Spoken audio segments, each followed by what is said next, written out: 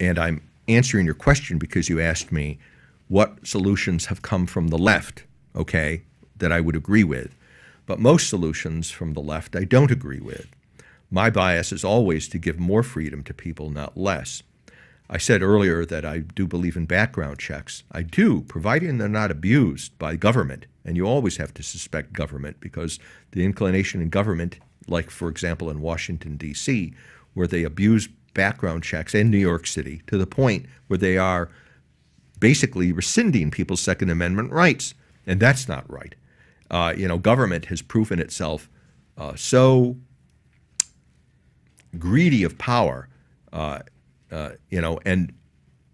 most Americans, the population that is all for gun control and all the rest, they don't understand, or maybe they just don't care, that the Second Amendment is there for a reason. It's not for recreation. It's not for sports and hunting.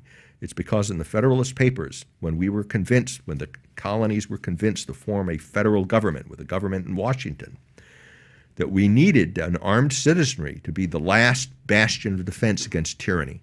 The Constitution and the Second Amendment that's in there was written by a revolutionary generation. The first battle of the American Revolution was a question of over firearms. The British were going to Lexington and Concord to confiscate the militia's guns and gunpowder and disarm the citizenry so they could be oppressed. And the founders knew that. So this business about Second Amendment rights, being for hunting rights and recreational, that's not why we have a Second Amendment.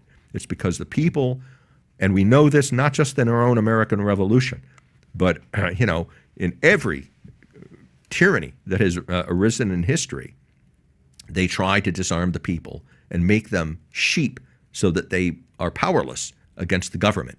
So we need to be extremely